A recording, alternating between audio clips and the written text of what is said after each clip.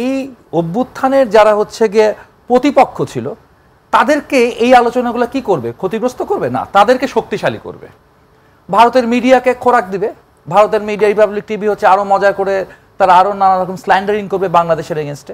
বয়সটা 27 না বয়সটা 72 সেটা কিন্তু দেখার বিষয় না। দেখার বিষয় হচ্ছে আপনার দিকে সারা দেশ তাকিয়ে আছে। প্রধান উপদেষ্টা যখন বলছিলেন যে সরকার ভাবছে না আওয়ামী লীগকে নিষিদ্ধ করার কথা, উনার মুখ দিয়ে যখন কথাটা এসছে 10 দিন পর, তখন কিন্তু ওই চাপা কষ্টটা কিন্তু উঠে এসেছে, সত্যি কথা যেটা।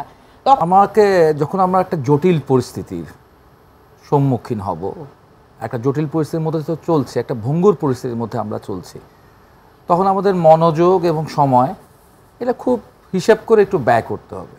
এখন সমস্ত মনোযোগটা ঠিক এই জায়গাটায় একটা ফেসবুক স্ট্যাটাসকে কেন্দ্র করে যে চলে যায়, সবার মনোযোগটা চলে যায় এবং এটা নিয়ে সবাই উৎকণ্ঠায় ভুগতে থাকে, এটা নিয়ে নানা গুজব ছড়াতে থাকে। এটা আসলে আমাদের যে মূল কাজটা ছিল, ঠিক আছে, আমাদের ইন্টারিম গভর্নমেন্টেরও যে মূল কাজ সেটাও যেমন হচ্ছে বাধাগ্রস্ত হচ্ছে। আবার আমরা যারা রাজনীতি করি এখানে আলোচনায় আরও অনেক বিষয়গুলো মানে নিয়ে আলোচনা করা দরকার ছিল, আরও অনেক নতুন নতুন দিগন্ত আছে যে জায়গাগুলো আমরা ঠিক কীভাবে করব। আমাদের যখন খুব মনোযোগ দিয়ে হচ্ছে গিয়ে এই সরকারকে সংস্কারের কাজটা অগ্রসর করা দরকার, তখন কিন্তু এই আলোচনাগুলো সেই সংস্কারকেও কিন্তু বাধাগ্রস্ত করবে, সংস্কারকেও বাধাগ্রস্ত করবে। আবার ধরেন এই অভ্যুত্থানের যারা হচ্ছে গিয়ে প্রতিপক্ষ ছিল তাদেরকে এই আলোচনাগুলো কি করবে? ক্ষতিগ্রস্ত করবে না, তাদেরকে শক্তিশালী করবে। ভারতের মিডিয়াকে খোরাক দিবে। ভারতের মিডিয়া রিপাবলিক টিভি হচ্ছে আরো মজা করে তারা আরো নানা রকম স্ল্যান্ডারিং করবে বাংলাদেশের এগেনস্টে। তো এই যে এইভাবে করে আমরা হচ্ছে গিয়ে আমি যদি এই খুব বেশি গুরুত্ব দিই স্ট্যাটাসকে, এটা কিন্তু খুব খারাপ হবে আর কি, খারাপ হচ্ছে এই গুরুত্ব দেওয়ার কারণে। মিডিয়া আপনারা গুরুত্ব দিচ্ছেন, আলোচনা এতক্ষণ ধরে করছেন হচ্ছে এটাকে নিয়ে, এটাতে কিন্তু খুব ক্ষতি হয়ে যাচ্ছে, দেশেরও ক্ষতি হচ্ছে, এনসিপিরও ক্ষতি হচ্ছে, একই সাথে সেনাবাহিনী মুখোমুখি করে দেওয়া হচ্ছে জনগণকে। এইটা হলো সবচেয়ে ডেঞ্জারাস একটা বিষয়, ঠিক আছে, ডেঞ্জারাস। তাতে সংস্কার বলেন, নির্বাচন বলেন, বিচার, মুখোমুখি কে করে দিচ্ছে?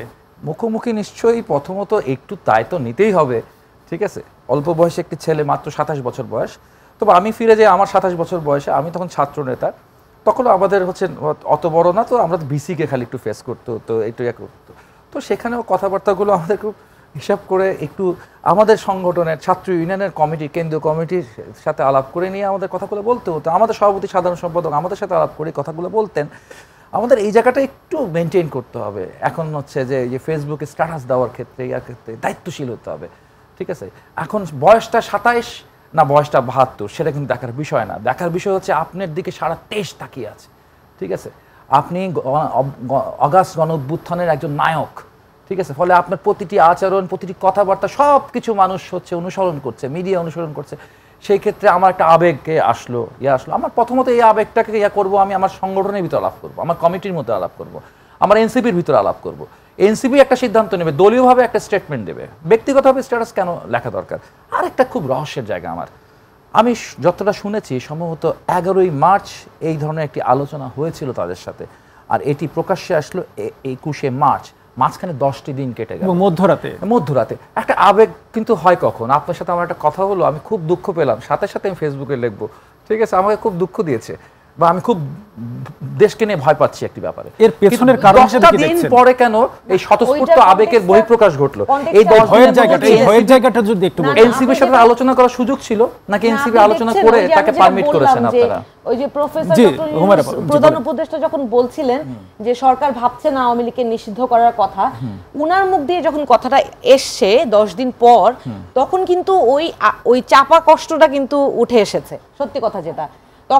তখন মনে হচ্ছে যে ওই যে রিফাইন্ড আওয়ামী লীগ শব্দটা কিন্তু জায়গা করে নিচ্ছে।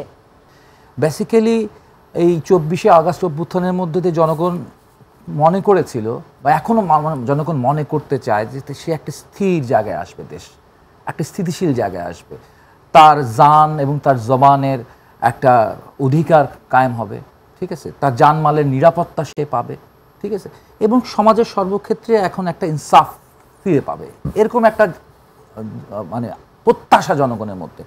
কিন্তু ধরেন 1 মাস 2 মাস ওটা ওকে, কিন্তু 8 মাস পরেও যখন খুব মানে তৈরি হয়ে যায় যে এমন একটা পরিস্থিতি তৈরি হয় যে আমাদের সামনেটা কি, আমরা কি মানে নির্বাচনের দিকে যাব না আমাদের অন্য কোনো ব্যাপার আছে, এবং নানা ধরনের রাজনৈতিক দলের নানা প্রচারণা রয়েছে। রাজনৈতিক দলগুলো যেভাবে হচ্ছে একটা জাতীয় ঐক্যের জায়গায় থাকার কথা, সেই জায়গায় জাতীয় ঐক্যের জায়গায় নেই।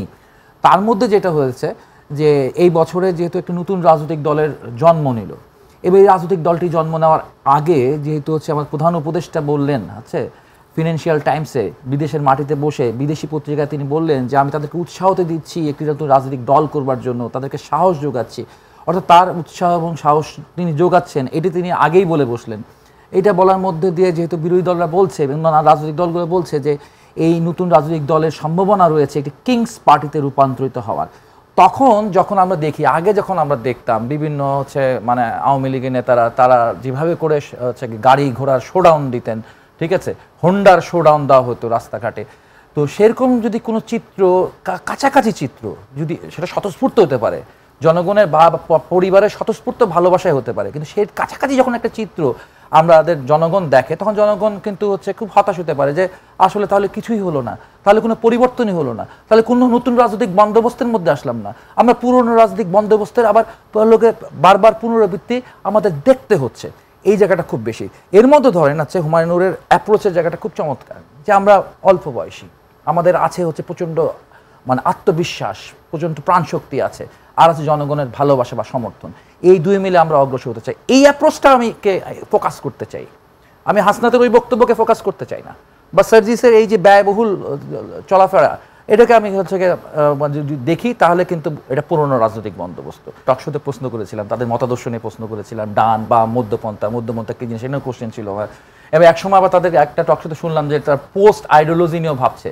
হ্যাঁ, তারা পোস্ট আইডিওলজিক্যাল একটা অর্গানাইজেশন, আইডিওলজিই নাই, ঠিক আছে, পোস্ট আইডিওলজি, ডান বামের এখানে প্রয়োজন নেই, পোস্ট আইডিওলজি এরকম এক ভাবনা আছে।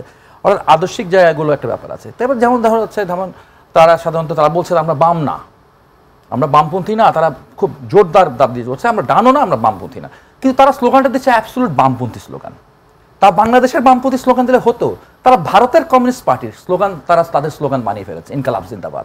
এটা ভারতের কমিউনিস্ট পার্টির খুব ঐতিহাসিক স্লোগান, যেখানে একদিকে হিন্দুত্ববাদীদের বন্দে মাতরম ছিল, একদিকে আল্লাহু আকবার ছিল মুসলিম লীগের, মাঝখান দিয়ে হচ্ছে কমিউনিস্টদের স্লোগান ছিল ইনকালাব জিন্দাবাদ। একটা হিস্টোরিক্যাল পয়েন্ট। শুনছিলাম এটা পাকিস্তানি স্লোগান, তাও ভালো আজকে শুনলাম। যারা বলেছিল পাকিস্তানি স্লোগান না, তারা ইতিহাস সম্পর্কে জানেন না। যারা বলছে পাকিস্তানের কোথাও স্লোগান হয় না।